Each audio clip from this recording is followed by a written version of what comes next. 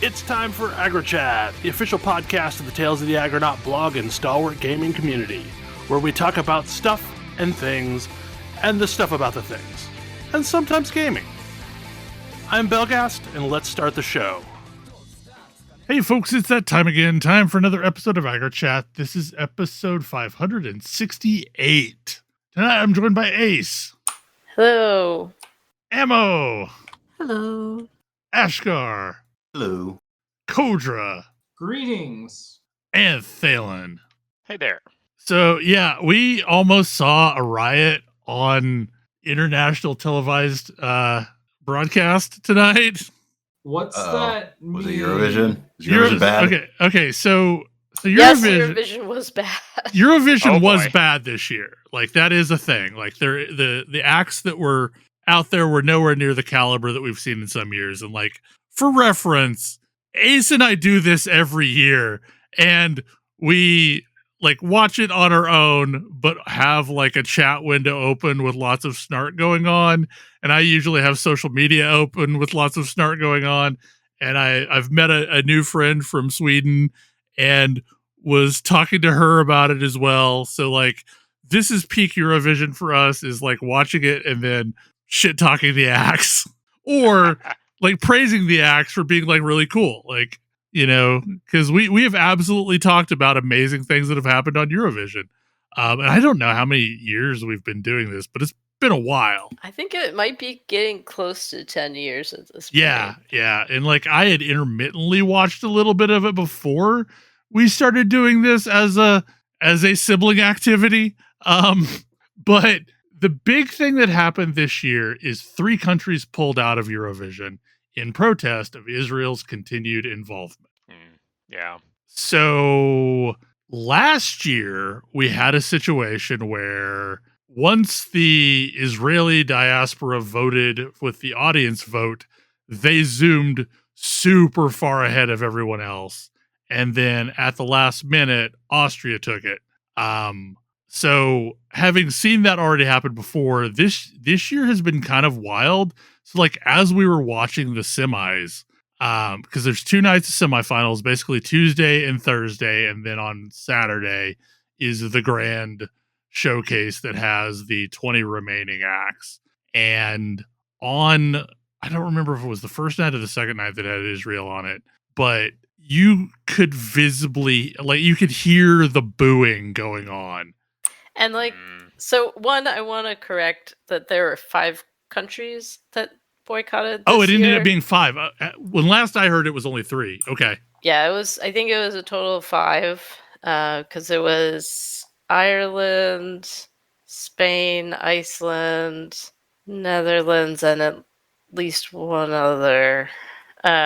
So 5. But last year there were boos during Israel's performance, but they were largely smoothed over in the broadcast so that people watching at home did not experience much of that. Right. And they were not able to do that this year. Yeah, because like, they were playing what sounded like a cheer track, trying to drown out the boos, and it did not work. Not in the least. So that kind of sets the stage for tonight, which was the big finale. And same thing kind of happened during their performance right ahead of it. You could hear the boos, but you could also hear like an amplified cheer track trying to play over top of it. And the acts were not great. Like, there was maybe a half dozen that were okay-ish. But like, for whatever reason, they went super hard into like operatic acts this time. And there was a lot of that going on last year. So I think that influenced things. Maybe There was a semi-operatic act that won last year and was super awesome, but there was a lot of it this year. Yeah, JJ's act was way better than anything that we saw. Sad Raven boy that misses his mama. There's like, who was that? Was that, I don't remember what country that was, but it was a guy basically in a raven cloak, and pictures of sad grandmas played behind him.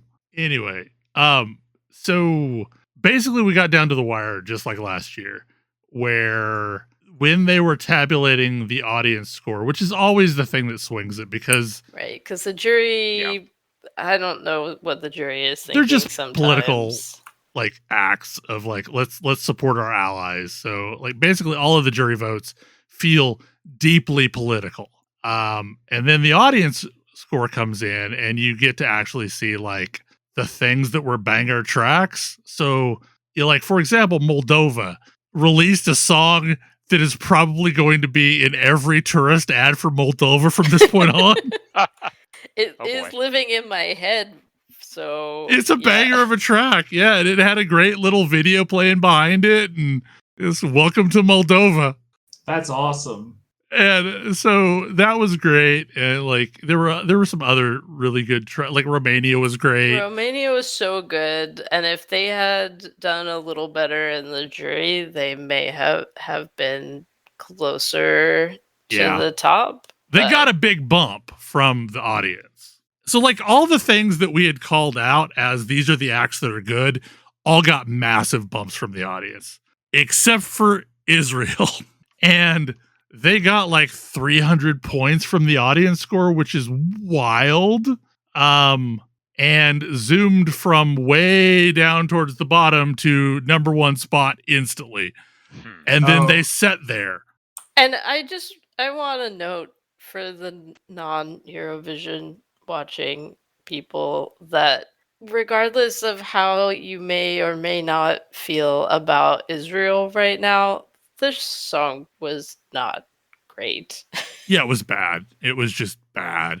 And so when that happened, there was a torrent of booing from the audience that they could not drown out. The poor host kept trying to move things along and had to kind of wait and keep reminding people that like we haven't finished telling all the scores yet. It was extremely strong response from the crowd in the arena. Yeah. So we got down to the wire with Bulgaria as the last contestant, and they had done really well in the jury round. For a long time, they were in number one. And then all of a sudden, the tabulations came through, and they did this whole split screen thing where you could see like their points rising, and it dwarfed it massively. Like they ended up with like over 500 points in the end. And like the Bulgarian track wasn't one of my favorites, but it was a bit of a banger. And like it gets stuck in your head. So like when that happened though, the entire audience erupted in literally deafening applause. Like I had it turned up pretty high on the television, and it was overwhelming how loud the arena got when they won. So I feel like everybody that was in the arena was waiting and hoping that no, somebody else would get it. And so the Bulgarian track won, and next year's Eurovision will be in Bulgaria, and we will not be going. No, but I have to imagine that the folks running Eurovision are also probably relieved, because if they had 5 boycotts this year and it ended up being in Israel next year, can't like. Yeah, there would have been way more boycotts. Apparently, the 5th country, by the way, was Slovenia. Okay. But yeah, like it was wild. Like I thought there was going to be a riot on the stage if it didn't go the Bulgaria way. But it did, thankfully. But this is the second year we've had this exact situation play out, where Israel shoots into the first spot, and then it's the last act that finally passes them. And I don't think Austria passed them by a ton last year. I don't remember how close it was. But this year, at least, it was not super close. No. Like, once the points came in, it was like they only needed 140 or 160, and they got just a massive amount of points, like well over 300 points. Anyway, but yeah, so Eurovision was kind of wild. This second topic is a bit dated at this point, but I kind of want to talk about it because there's some interesting stuff that came out while this was brewing. So essentially there's a plagiarism scandal happening in the Magic the Gathering world right now. Yeah. And so one of the things you have to realize is Dan Frazier is one of the original Magic the Gathering artists. Yes. He is Mr. Mox. He drew the like, Mox. Yeah. Yeah, Among like- other like, things. basically- so many of the cards in the first like few years of Magic. Well, are and his also art. every time they've done a cycle of a thing, it's almost always been Dan Frazier that did it. So like the talismans, the various other mana rocks of types, Yeah. he there's did the so artwork many, for him. There's so many Magic cards like that are the cards that I think of when I think of Magic that are his art. Right. And like he didn't, so basically he has a very distinct style, and what he does is he goes to an art store and picks out an expensive piece of French marbled paper and then does artwork over the top of it so that you get the I don't know, the random background of marbled paper, which always looks really cool. And then you get his artwork over the top in either like colored pencil or sometimes gouache, or like there's a bunch of mediums that he's worked in, but he does traditional artwork over the top of one of these backgrounds for a lot of the stuff that he's done. Yeah, Not- he does this really commonly for like artifacts and enchantments that he does the art for. Like things that are like objects or symbols. Yeah, like if he does creatures, it's like a normal creature usually. He's done a couple dragons with the marbled backgrounds. But anyway, so like he's been in from the beginning. He is kind of the go-to person for Wizards when they need something made, and a lot of times for high dollar card projects. So with the release of the Hobbit Commander set, they are re-releasing the One Ring, which was from the previous Lord of the Rings set, as a chase card. And they tagged him to do it. And apparently he did a digital paint over of what was essentially the original artist's work, Marta Nail, but like flipped the ring and removed the script from the ring. So it's like an earlier version of the ring. Mm-hmm. But it still looked like the same ring. Yeah, it's the same ring. Right. Like it's Yeah. very obvious. And like there was a lot of back and forth for days about, well, what happened here? Was it a mix up on the production side? And thankfully Dan came out and fell on his sword and said no. He was trying to replicate it and did a digital paint over and screwed up. So now both artists are going to get credited for the card going forward, at least in digital form. But that is not the interesting thing that came out of this that I find really weird. Apparently, Magic does not allow artists to use physical medium for any of the Universes Beyond products. Wait, what? So, What? so anything, yes, this came out as part of this. So anything that is Spider-Man or Marvel or Lord of the Rings is nothing but digital artwork. Reason being, because of the way that they're licensing these properties, they cannot allow the original artist to sell the artwork. Because that has been a thing traditionally. Yeah. Is the artist will sell the original artwork to the secondary market and recoup the fact that Wizards traditionally pays shit Yeah. for their artists. Yeah, they basically, ran on the same model that, comics have forever. The artist like- keeps their art and they can dispose of it as they want. But it puts it at this weird situation where a lot of the early Magic artists were physical media only. And now they're being asked to only work in digital, which is a totally different art form. Yeah. So, like, I do not support what Dan Frazier did, but I can also see how it happens, as he's an 80-plus-year-old physical media artist being told to recreate his style in digital only. Like, has he done any cards for previous? I don't know. Like, I was looking through the cards that I didn't see any obvious ones for other Universe Beyond sets, but he's had so many cards that I didn't have time to scroll through all of them.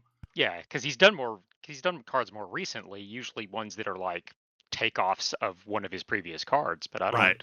Yeah. Right. But like, yeah, I mean, he's a physical media artist. That's what he does. And now he was basically being forced to do digital art. So that seems weird to me.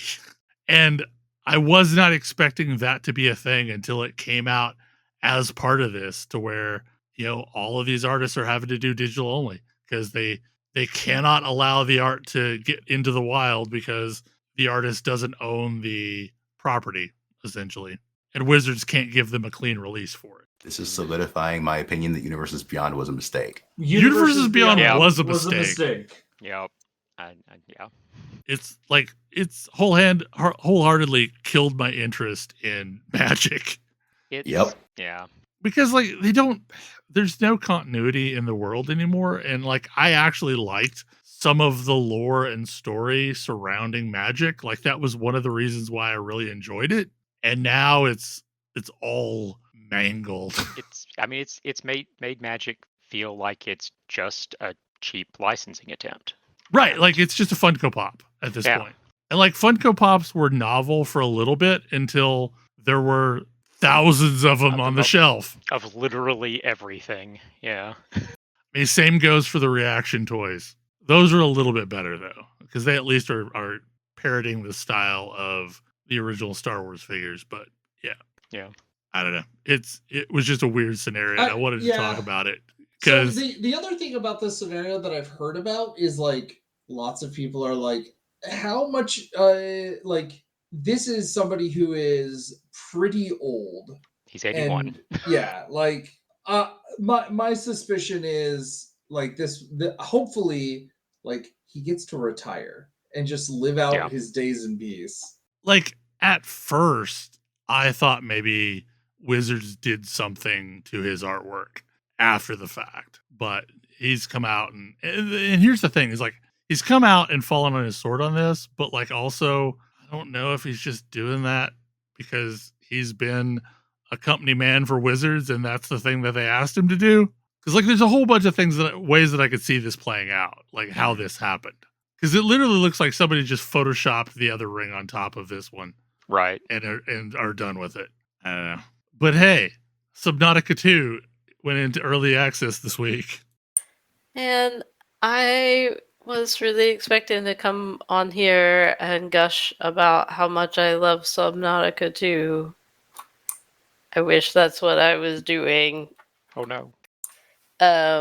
I have been waiting for this game forever since finishing Subnautica 1. And have been extremely hyped about it. Logged into the game shortly after it was available.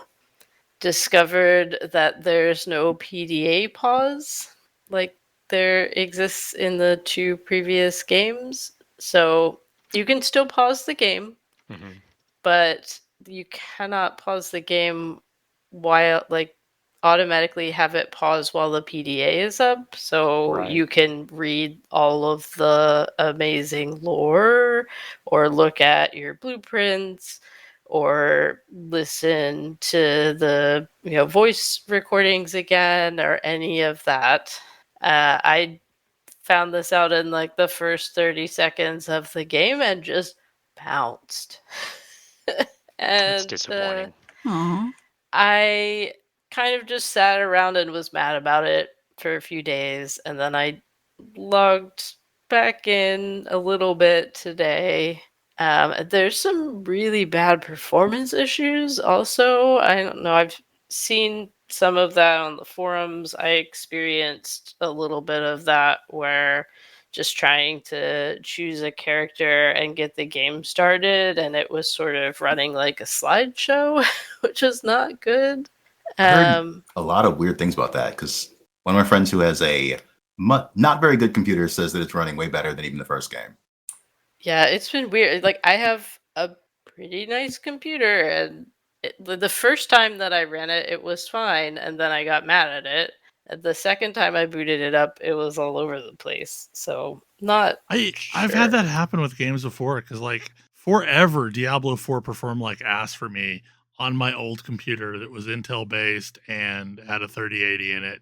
And then as soon as I got this new computer that was AMD based and had a 5080 in it, it hasn't hiccuped at all. So like it's just weird that specific hardware setups can cause problems, I think, in games. Yeah, and this one, it was variable depending on, I don't know what, when I happen to log in.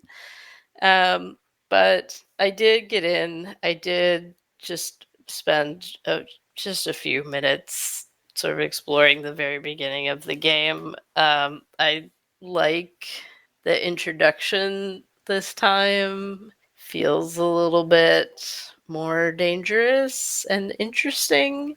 And I really love what I have seen of the world so far. The creatures seem somewhat like you expect from the previous games, but also are their own different things. And that's kind of cool. It feels even more like a living ecosystem, I would say, than the previous games, which for me personally is amazing. Um, so I am interested and curious. I have to just kind of get over myself, get used to a slightly different play style with this. And I think I will enjoy it, but a little frustrated that all of my hype sort of deflated very quickly. So maybe by next show I'll have a little bit more to talk about, but uh, still excited. I still do want to play it. I hope that they add PDA pause back in. Heard that as And a common complaint, so hopefully. I mean, the Yeah. game is moddable, right? It looks like. So maybe somebody's made a mod for that. Yeah, I don't know if anyone's done it yet. I will probably keep checking, but yeah, I mean the previous games have been moddable. I assume this one will be. I assumed this one, yeah, since the original was. So, my expectations have been tempered a little bit, but I'm still psyched to explore this world and explore all the lore that's in it and all of the cool, weird creatures. And yeah, I don't know. I keep hearing people talking about how terrifying Subnautica games are, but they're just pure chill and joy for me. There's nothing scary about the ocean. So yeah, love that piece of it, and hoping that I can get back to that joy. Another thing that's happened since we last recorded, since we were off last week, is we got the Path of Exile 2 0.4, I believe. Spoilers? I thought Or it is was it 0.5. Maybe it's 0.5. 0.4 was the last one. Yeah. 0.5. It's the last one before 1.0. Yeah. Or so So they say. it is wild how much stuff is going to be in this patch. They have essentially redone every endgame system. Like ritual is totally different, expedition is totally different. They all have pinnacle bosses associated with them. There's now an ocean that you can explore, and also a thing that will summon down meteorites from the sky. It's just, it seems extremely wild. There's also two classes going in, the Spirit Walker and the Martial Artist, I believe. The Where's the martial Templar? artist, yes. Yeah, and Spirit Walker looks kind of cool because you'll be able to tame bosses as companions, and companions are minions, but minions aren't companions. So everything they use to scale minions will scale your companions, but there will also be other vectors for scaling companions specifically. Yes, but Spirit Walker is also on the other side of the tree for most minion nodes. Yeah. So you'll have to path a really long ways to get over there. But I think anybody that's trying to play a companion build is going to do that anyway. Because, like, the minion area is just too juicy to not go after it. So the other question is, why do you play, like, is it a unique Spirit Walker thing, like a Spirit Walker specialization? Yeah, Just it's a an new ascendancy skill? point. Okay, it's an ascendancy point. It's an ascendancy point to tame a beast, and then that beast is kind of like a specter, except for it's always out. You'll also be able to add some other animal companions that don't count towards your one tamed beast limit. So like there's bears and moas and stuff that you can summon.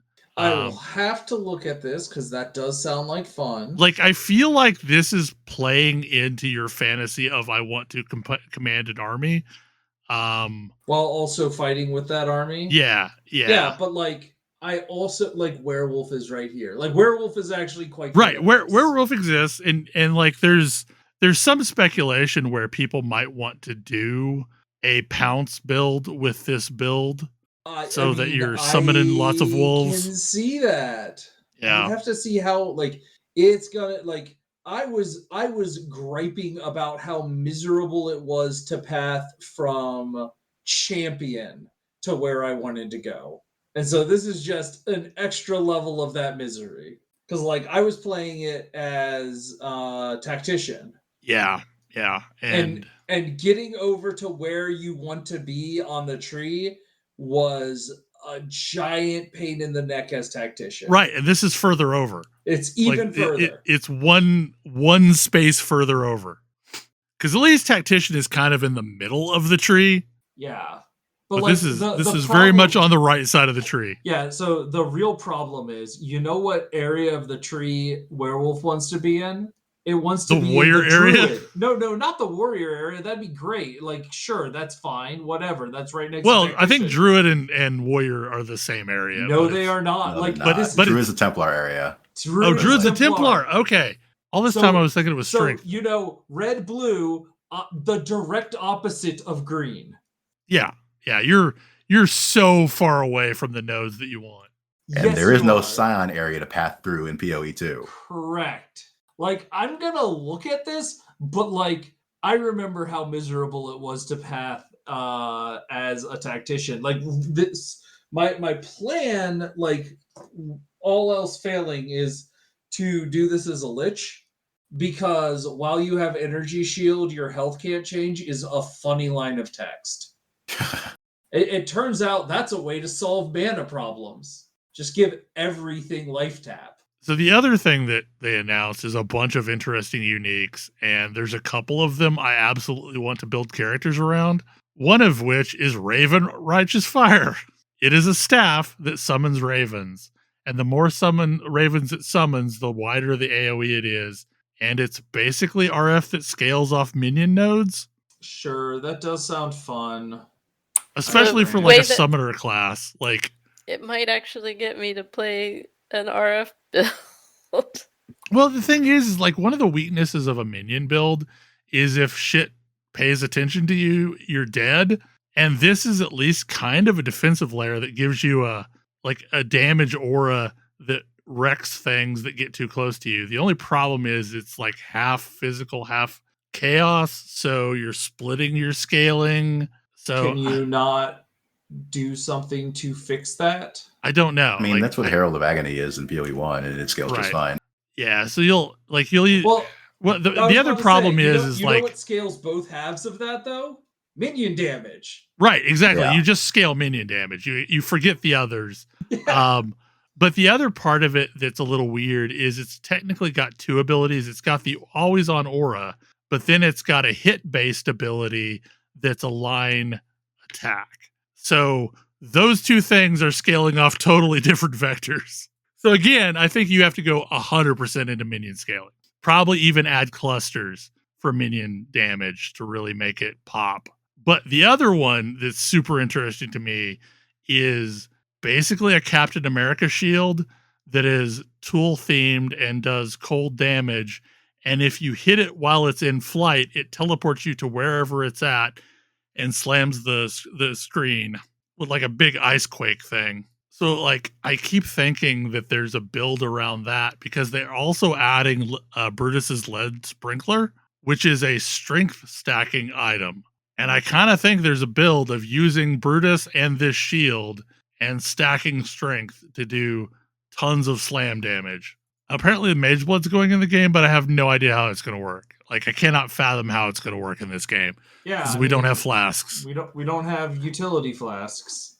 I mean, maybe it's that charms will be active all the time. Okay. But charm effects aren't like, I don't feel like the on-use charm effects are that powerful.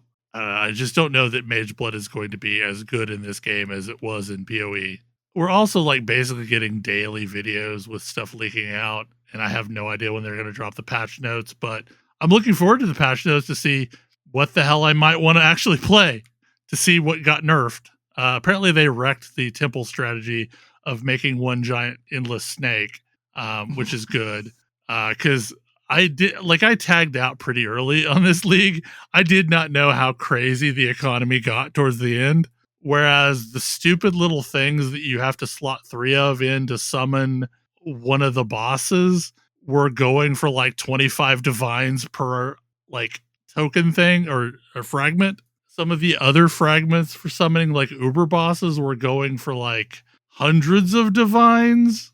Yeah, the economy went crazy because apparently the temple was just printing endless divines. If you do the right strategy for right. it. If you did the right strategy to set up your stupid temple and then never change it. I like after that backfired like that, I kind of expected it not to go core.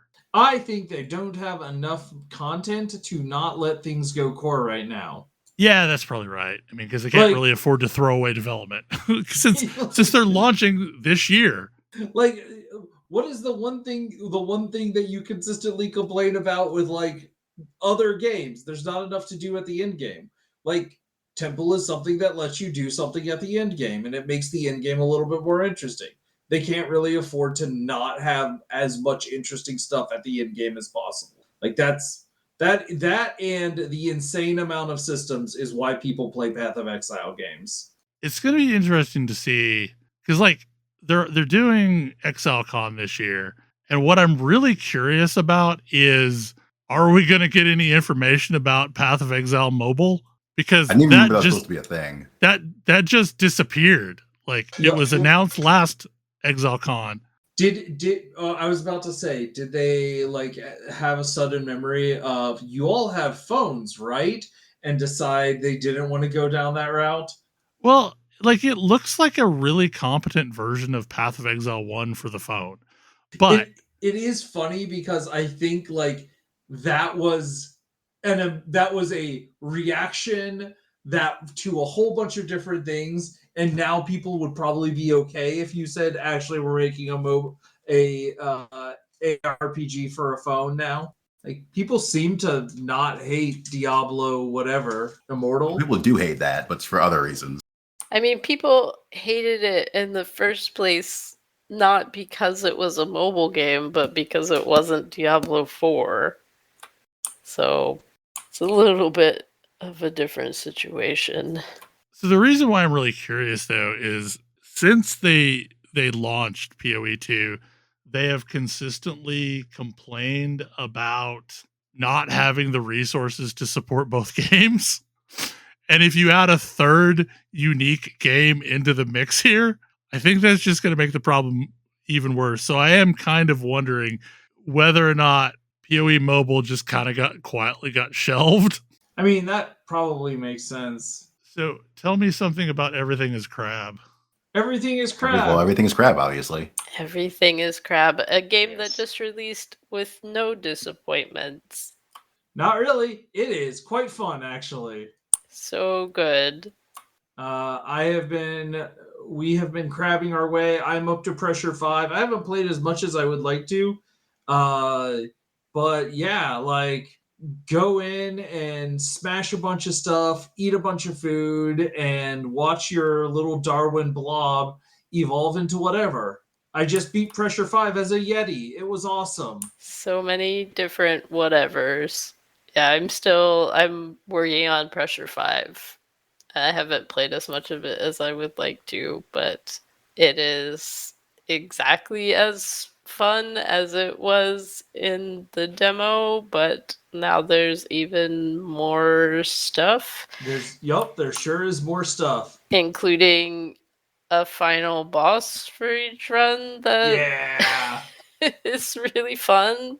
Okay, so have you had the cataclysm start happening to you at all yet? Mm-hmm.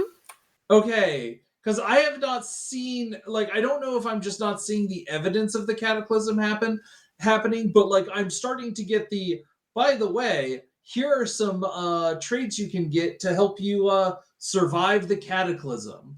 I'm like, well, that sounds bad. What's that? Why is survive the cataclysm a picture of a tardigrade and called extremophile? I I mean, when comets start landing on top of you, you better be very sturdy. That's pretty true.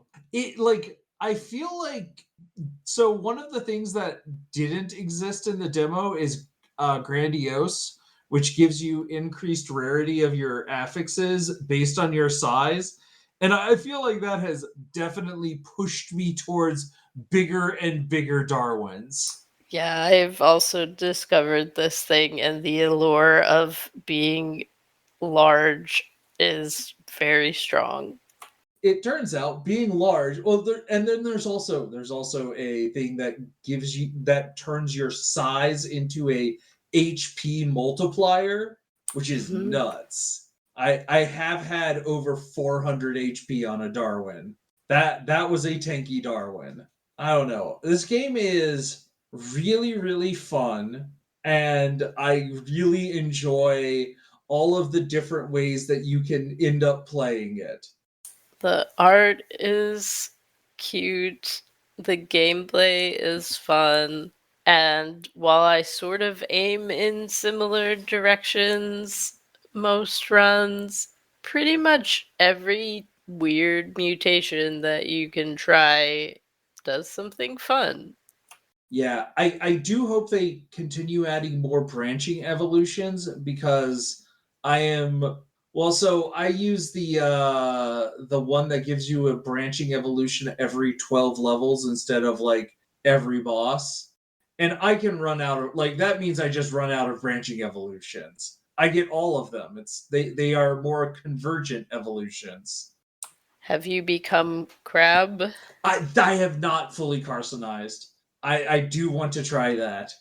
Yeah, it's still on my to-do list. I have not managed to become fully crab. I did buy the supporter pack though, so I have like ghost crab cosmetics, which is There's fun. a supporter pack? Mm-hmm. I will have to get this supporter pack. Oh, yeah. Yeah. Yeah, like sometimes you throw money at supporter packs, not necessarily because you want anything in it, just to support the team. I'm supporting this team. Exactly. Yeah. It just also happens to come with some cute cosmetics. See me buying every last Epoch supporter pack. Yep. And not really using any of the cosmetics, or not a lot of them. But yeah, this is I do very much enjoy this game, and I kind of hope there are more games like this because this game, like it also like we talked about this last time. It feels different. It is definitely a roguelike. It is, and I would say roguelike, not really roguelite. You don't seem to gain too much power as you go in. You just gain more options. Yeah, I mean you can gain sort of the initial base genetics that can be helpful, but they're not additive. And so every run is starts you back off at 0. But like the way that there you can have such wildly different strategies on a given run is very interesting. So everything is roguelike? I have not picked up Everything is Crab. I am currently buried in some other roguelikes. Still Shape of Dreams because that game definitely got its hooks into me and has not let go. That game is so good. I should go back and play it some more. But also Astral Ascent, a 2D platformer action roguelike, got a DLC this week, introducing a character from their next game into their current game. I have not unlocked him yet, but he is a big dude with a sword and a wolf companion. Ooh. And I'm here for a giant wolf companion. Okay. I would be down to play this game with you again and get trashed by, like, never actually complete any runs. Yeah, so I've had this game for a while. Previously mostly played it on Switch. Recently just started playing it on PC, started a new save because I don't remember anything I was doing. And a lot of systems have changed since I last played it. Okay. Interesting. In particular, the system that lets you upgrade your signature spell seems to be either diminished or missing, or I just haven't unlocked it yet, or it unlocks later, or I have no idea what's going on there. I do remember you had to find a whole bunch of shopkeepers to like get the like you had to do a bunch of runs to unlock a bunch of different shopkeepers. Yeah, and that's still true. Like, I don't have all of the people in the hub because I haven't done enough runs yet. Do they still start you off with Yellow Vest guy? They still start you off with the Assassin Girl and Yellow Vest guy. For the record, I still like him more. I don't remember which of those I liked better, but then I got someone with gun, and I liked having gun. This is a game where I like to be able to be at some amount of range away from my enemies and fight them, because it is very much a roguelike in the sense that chip damage you take does not heal easily. And so, like, just running through the other areas, you have to be very careful to not take too much damage. Yeah, chip damage is serious business. I have died more into enemies than bosses so far, although part of that is because I do actually remember boss patterns, as it turns out. But normal enemies still get kind of murdered sometimes. I remember the bosses having pretty gnarly patterns. Yes. You still get Taurus to do with the big sword as the first boss. And apparently he's the guaranteed first boss for each character. So first time I went in, he killed me. Second time I remembered everything he did and it was perfectly fine. But when you defeat a boss, you keep going, right? Yep. At least for the first 4. You basically fight one of 12 Zodiac bosses in each of the first 4 worlds. Each one has a set of 3. And then if you can beat all those, you fight the final boss, who I have not seen. Yeah. I know there are other worlds, other different bosses that are in, but like I'm not even close. It's gonna be a long time before I see any of them. Kind of like the secret bosses in Shape of Dreams. Knowing that they exist and being able to fight them are 2 different things. But I am still enjoying this one. It has 2-player co-op, which is why I had it on Switch previously. But even solo, it is a lot of fun. Well, and we were talking before the show about kind of when the roguelike explosion happened. I think we had kind of decided it was around 2013, didn't we? I think Splunky came out in 2008, but then Rogue Legacy and Risk of Rain came out in 2013, and that was sort of the start of everything continuing to become like this. Yeah, I will tell you, for some reason, when I think of what marks the start of the race to let's do a lot more roguelikes, I associate that with Faster Than Light, and that is 2012. Okay, yeah. So same basic time frame. Yeah, like I feel like I remember FTL came out and people were like, "Oh, check out this cool roguelike," and I'm like, I don't know what that term means. you didn't know about a game called Rogue. And then I very quickly learned what that term meant in an overwhelming volume. Yeah, normally credit Slay the Spire with some of this, but Slay the Spire is actually too late. Yeah, Slay the Spire is way too late. Current deck builder craze. Yeah, Slay the Spire is why we have so many deck builders. But like Faster Than Light came out and people were talking about how it's a very cool like space-based roguelike, and I was like, I don't know what roguelike means. And then so many other games came out following that model, and I was but this was also like this was when we were starting to talk about, like, a couple years prior, oh, look at this cool idea of procedurally generated content. Like, we were getting really big into the idea of procedurally generated video games. I mean, I feel like Dwarf Fortress Adventure Mode and Caves of Khud are kind of early cases, and that was like 2009 and 2010. Mm-hmm. Like I said, I blame Splunky because Splunky is why we have the quote-unquote Berlin definition of roguelike. People got mad at people calling Splunky roguelike, which it is. Yeah, but it's not ASCII characters running around a procedurally generated dungeon. Well, and I find it interesting that sometimes Angbad gets looped into roguelikes when Angbad is probably the beginning of the ARPG genre, because that was directly what inspired Diablo. I am curious what the next big thing is going to be. Well, and speaking of such things, NetHack hit version 5.0. Yeah. Just recently. I didn't know they were gonna like actually increment its major version number ever. Yeah, no, I had assumed that we were just going to be in 3.x forever. Like 3.0 came out in 1989, and 3.6.7 was the last version before they jumped straight to 5. Also, I'm used to this game before. But yeah, and I have not tried it out yet, but there's like just scanning through major changes. There's a lot. Apparently, like a bunch of accessibility improvements and a It tutorial. probably needed those. A Oh, tutorial, it what? absolutely did. Yeah.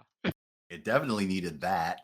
But yeah, it's been a while since I played, but I'm gonna have to download 5.0 and give it a shot and see what's different.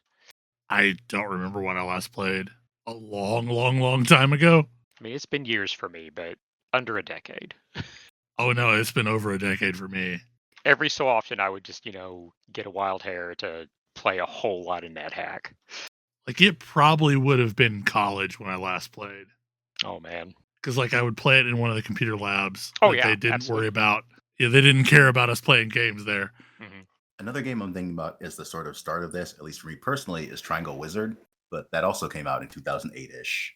Yeah, so it looks like we've got like a 2008, 2009, 2010-ish group, and then another one 2012 to 2015 that was way bigger, and then everything is roguelike now. It does kind of remind me of how everything was an FPS for a while. Mhm. Because like not every one of these genres proliferates so widely and becomes an additional, adjective to describe. I do think roguelike had a bunch of advantages just in the sense that this is a series of games that you can play for a very long time because there is something constantly shifting. Yeah. While at the same time, like it doesn't necessarily blow out your budget to build them. Yeah. Procedurally generated stuff is neat. Yeah. Like, and even games that aren't where the base game isn't a roguelike, there's a lot of games that have like a roguelike mode. Right. Well, and it allows you to basically create a forever game on a low scope. Yeah. Okay, so my last topic is a rant from today. I feel like item repair as a concept needs to die in video games. I disagree with you, but I'm interested in hearing you out. So here's the thing, is in most games that have item repair, it is just an anti-fun nuisance. It is a thing you have to I do agree every with so that often. statement. Mhm. And if you forget to do it, you end up in a dungeon or something and you have broken ass gear. And here's the reasons why I think it needs to die. One, it is supposed to be an economy offset in theory, where you are removing some money from the economy while also like adding it in. Oh, So in that's like the MMO sense? yeah, so Yeah. that's one. However, it does a piss poor job of that because it only really impacts new players. Once you reach a certain level in the game, repairs become trivial. So you're just creating a bounce condition for somebody early in the game if they end up in a really bad failed state where they have no money. So Yeah. that's problem one that I have. Problem two is it's supposed to act as an anti-beating head against the wall mechanic to where you only have X number of times before your gear is broken and you need to go back to town. One, why do you care if I'm beating my head against the wall? Like, that's just annoying. Like, if I want to beat my head against the wall on this boss, I can beat my head against the wall on this boss. But I also don't think that it's necessarily doing a good job of giving you a limited number of tries because it's so variable based on what the repair schemes are like. So like I don't know, like I feel like item repair as a concept is just anti-fun. Item repair as a concept is anti-fun. Interesting. So, like, So is all I think- maintenance? I think most maintenance is anti-fun. Like I don't like I don't feel like this is the problem that I with Last Epoch where they believe it is meaningful for you to pick up shards. You have a pet. The pet should just pick up the shards for you. That is not a meaningful interaction. Oh, I don't know. I actually am going to disagree on that one. When they made it so that the shards vacuum into your inventory and it's endless inventory, yeah, but it's just busy work. I like seeing loot on the ground, and I'm never upset to see shards on the ground. And I don't mind picking up loot. wouldn't you be better off that you got to see it and then your pet picked it up for you? Yeah, but I would also prefer to like I actually think this is a game where I don't feel like I get to pick up loot often enough, and shards always let me pick up loot. This is also incidentally why I like currency so much in PoE. I never have to question. I'm picking up that currency. Yeah, that's true. Like so much of loot in those games is like me looking at something and being like, it's not worth it for me to pick that up. And like if I didn't have those shards on the ground or that currency on the ground, if it just like vacuumed directly into my inventory, then I would never feel like I was picking up good loot. I think I am definitely in camp. I like to see it on the ground, but I would like to run over and have a pet vacuum it up without me having to click on it. Because they're almost never super meaningful loot. And I want to click on meaningful loot. Yeah, I mean, like, to me, Last Epoch would be better if pets picked up shards and gold. And that's it. That's all I wanted to pick up. Like, just the two things that go into endless capacity storage. You know, it's kind of like when they went into your main inventory and you'd have to click the button to transfer it into the extra inventory. Like, that felt like a bad interaction, and they finally removed that. I agree there. Yeah, no, I definitely agree with that. But yes, you're not like you. So okay, let's go back to because I do think you want to have that point, right? Like I think it's reasonable for. So one of the other reasons that repair costs are good is because it helps fight inflation in game economies, which that's one of probably the biggest gold sinks there is, and without it, gold would just completely devalue. Wait, you're saying it's a meaningful gold sink to repair at high levels?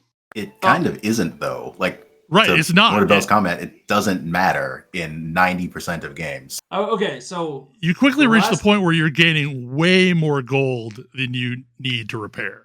This is so. I will say, maybe we're talking about different things and we're talking past each other. Whenever you talk about repair costs, my mind immediately goes back to WoW.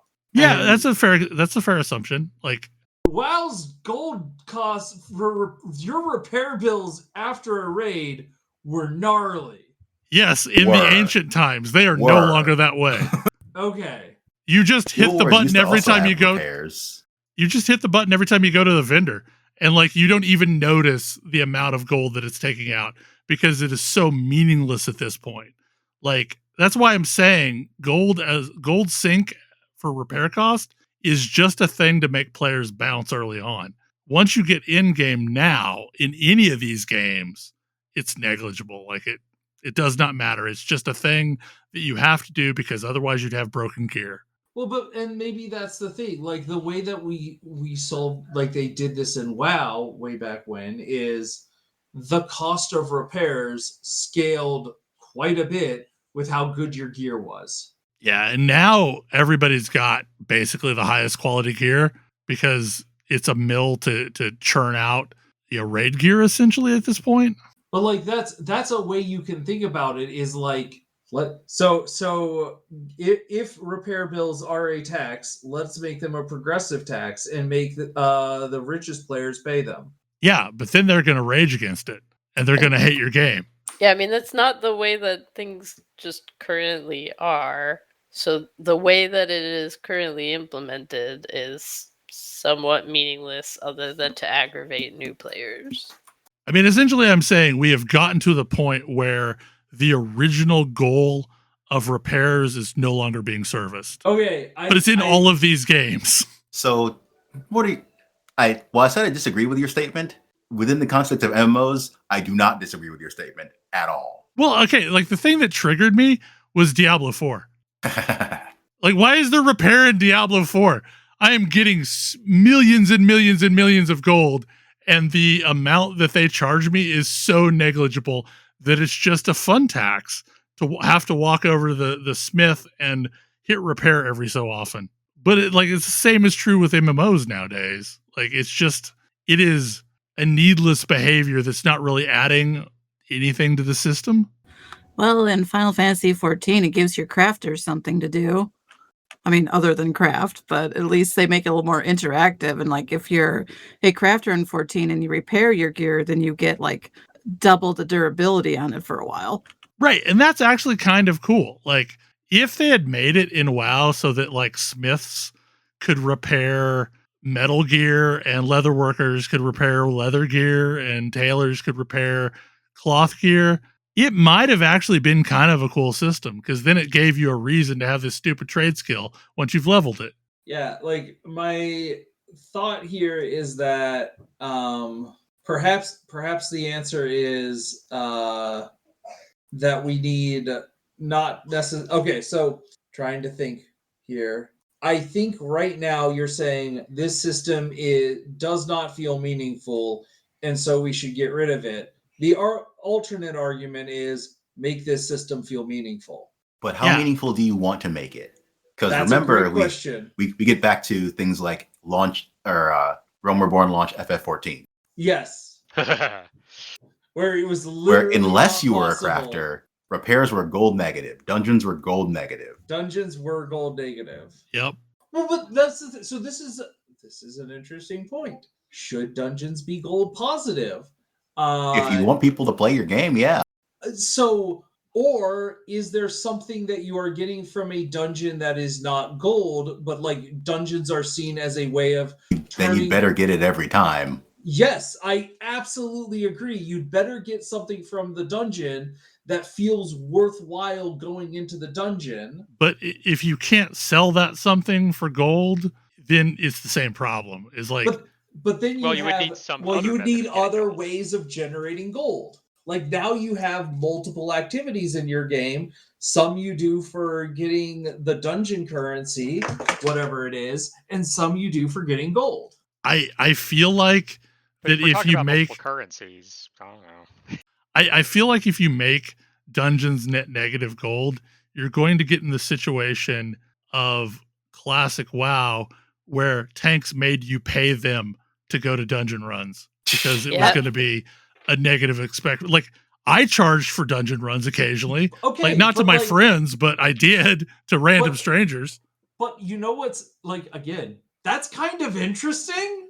Like, I don't know. This is back to where like WoW had a more interesting and vibrant like community and communications where it's like, yeah, I'll do like people are constantly spamming looking for tank, and then you can be like, hey, if you give me 3 gold, I'll go tank this dungeon for you. Yeah, the problem is, like, again, I say this is a player bounce condition because we had a huge infrastructure of people that we could tap for things. Like, we all knew lots of people that were playing. I will point of order. I did not when I started playing WoW. Well, by the time you got into LNR, that was quite a ways into my WoW career, though. Okay, I had an instant guild at day one. Like I had a big guild at day one. Understand? And I could draw upon stuff. I could get people to do things for me. I could get people to heal. It was not a big issue for me, but for someone that was solo, entirely solo, maybe a little introverted, I think Classic WoW was a hellscape for them. I will admit that maybe I am more extroverted than your average. You are way more extroverted. I will agree that yes, Classic WoW was a hellscape. Absolutely, same, because I didn't, even though we played on the same server, I didn't like actually meet you guys until like after WoW. We didn't know each other until I don't remember what first game. Like I knew your mom first. And then I met you after the fact. But like, we were on the same server and we never crossed paths. Yeah. Listen, like, Classic WoW, I had 3 friends that I was in college with that we all played together. And then LNR grabbed my 3 friends and they all left for House Stalwart. And eventually you drug me in there too. Yeah. Come Burning Crusade. Because I met you through like we were both hunters, and we met through doing content with LNR when you would sub in. Well, but because I knew you, Thalen, because you were in the joint LNR Last Horse channel. Yeah, because I was raiding with Last Horse. Yeah. But like I remember doing runs with you. Like we did an all hunter run in Upper Blackrock Spire, and I think that was the first night that I really hung out with you. That would be really fun because every single thing in there is a dragon that is not immune to sleep. It was hilarious. Like we would just all target the same thing and it would just die instantly. That's a very funny run. No, I used to do like /who Eastern Plaguelands looking for priests online to be like, hey, we've got a full group ready to go. Would you be interested in doing a dungeon? And just reach out to random strangers. But like I did a whole bunch of pugs and got to know a whole bunch of people, and that was really fun for me. I realize I am a different type of player. I mean, I was that priest that people reached out to, not as much in vanilla, but Burning Crusade, and it was fun, but also stressful, and I think, I don't know, we have reached a point, even talking about the same game, that the friction has been reduced, and we've talked at length on this podcast about pros and cons about that, but that is the world that we live in now, and so there are these remnants of friction, like repair costs, that don't seem to fit with where the game is at currently, and I think that there's the disconnect, right? Like these things that pushed interesting interactions and made sense for a different time in the game and now are just like vestigial little vestigial things that aren't really accomplishing anything. And if it's that's I think that's my point. If it's not serving a purpose, if it's not doing the thing because it's not a big enough deal and it's just an annoyance, I agree it doesn't make sense. And like I am just here to defend. I think at some point it could make sense, and I think in a proper game it might make sense. The point that I plan to start this with is I think in a lot of games more focused on resource management and like generally not MMO affairs, although sometimes still multiplayer, repair costs do make sense. They just don't make sense for any modern MMOs. I would also say probably the repair costs that feel the absolute worst are the repair costs post a failed run in a looter shooter. Like go into all of the like, hey, I hate this game because it heavily encourages forced PvP, and like every time I get killed by a player I feel terrible, but then you get the salt in the wound of getting like, actually you just lost everything you went into there, and so now you need to like have the resources to repair that. Yep. Not only was that not a net positive run, it was deeply net negative, and you got killed by somebody. Like I think there's a lot of systems in these games that on paper made sense, but over time have either been watered down because of player complaint or never really made a lot of sense from a fun standpoint that we just have. They made sense from a simulationist standpoint. Yes. But like games aren't always super fun if 100% simulationist.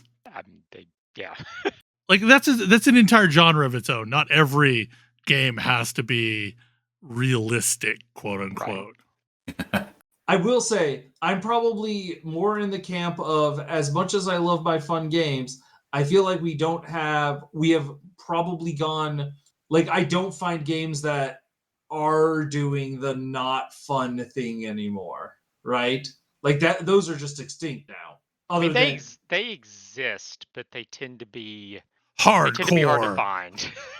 Well, or they are all like they are the looter shooters. Indie games. Yeah, I mean, or looter shooters. Yeah. Sea of games Thieves. that have inventory Tetris, right? Like, why? But that can be compelling. That's the entire point of like Backpack Hero, for instance. Yeah, I mean, there are whole games that are built around that, but and I appreciate those, but if that is not the point of your game, maybe You should think real just, hard about it whether to include it, yes. yeah.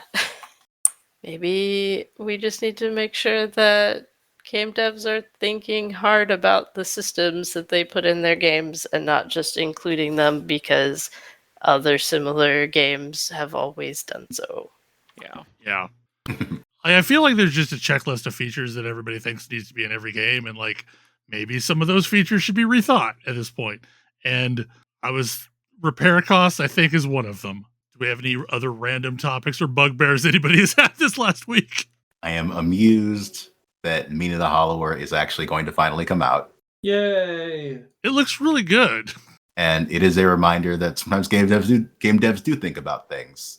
They put out a short about their jump system, for lack of a better term. Like, hey, you can jump one tile normally. If you do a burrow jump, you can jump 2 tiles. But we do have a lot of leniency to make sure that you do actually get that 1 tile in your normal jump, including a healthy amount of coyote time and increased hang time when you might not almost make it. I love the phrase coyote time is a thing. I mean, Celeste is the first game I can remember hearing a game dev mention the term. Yeah, like we all know what it means. Yeah. Also, your burrow is so fast and so smooth. It is real fast. It needs to be. It's also your dodge. Yeah. I do not know why they took this demo off of Steam. No clue, but it's still on Switch. I guess one thing that I can kind of talk about is lots of people have been getting their hands on this Steam controller, and everything I've seen makes me think it's just kind of going to be awesome. It's essentially a Steam Deck without a screen, and everything that you could do with that, you can do with the controller. Wait, what?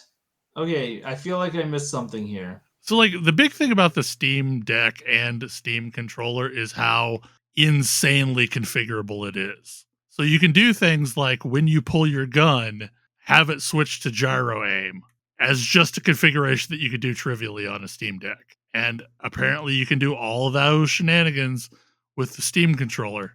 You can use the touchpads as a mouse when you're just in Windows mode and have a keyboard that you can bring up to do data entry while you're in Windows mode. So, like, you did that with the old Steam controller too. Yeah, it's like it is definitely designed to be. This is going to solve your living room PC problems. And I happen to have a living room PC that I hate using a remote keyboard with, and I'm going to just use the Steam Deck from now on. Not Steam Deck, Steam controller. Whenever I get one, I'm on the waiting list. I was going to say I'm also on the waiting list. But okay. But when you say it can do anything a Steam Deck can do, a Steam Deck can just It does not have games. a screen. Yeah, like basically anything without a screen. Like all of the functionality you can do with the Steam Deck that didn't involve the screen. But can you just like remote games to your TV, or do you need like an interstitial console? You'll need something to connect okay. to. Yeah, I get. I was like, I didn't think it had like a machine inside of the controller. No. Okay. You either need a Steam Deck or a living room PC, or like even one of those little mini PCs you can get off Amazon for like $150 is probably good enough to run like Steam Remote into your machine, your normal machine. Like Steam as an ecosystem in the house is really good. Like the latency of streaming a game off of a machine that it's not installed to is really minimal. And I'm just on, 5 gigahertz wireless for most of my machines connected, and it still is great. Like I am very much a poster child for remote gameplay because I only really use one machine, but all my other machines remote into it regularly. That way I don't have to actually buy a gaming laptop. I can just buy a crappy laptop. Well, basically, review models are all getting glowing reviews. That's the point.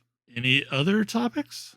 I am now able to plus size my Pokemon, and that game does a better job of making me think about which 4 moves I want my Pokemon to use than any other game. Oh, and ZA. Yeah. I don't know if this is also how Arceus was like. It was 'cause I not. never- Okay.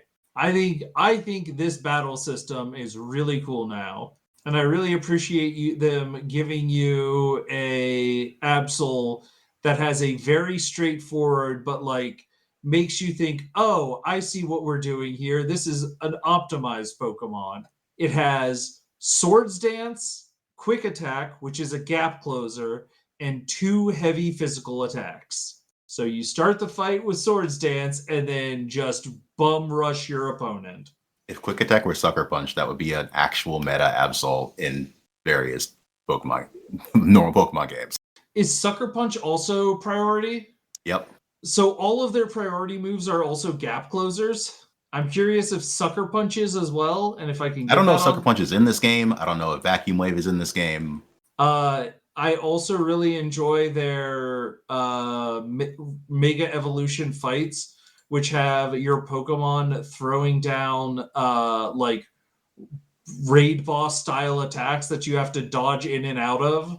It's a little bit clunky because you have like whether you or not you are like Z targeting, to use the old Ocarina of Time phrase, your enemy determines whether your Pokemon is staying and fighting next to that enemy or is coming back to you and starting to dodge things. So you have to like make sure you are not targeting an enemy when you want to start dodging. Or hit a ranged attack. Yeah, but then they are not as fast, is what I'll say. If you hit a ranged attack, they will come to you, but then like they're gonna get stuck in that ranged attack and they need to be moving with you because some of those like it does feel just a little bit bullet heckish, especially with like the tornadoes attack. But no, I'm still having a lot of fun with ZA. That is probably a show. Hopefully everyone enjoyed it, and we will see you again next week. Good night. Good night. Good night. Good night. See you.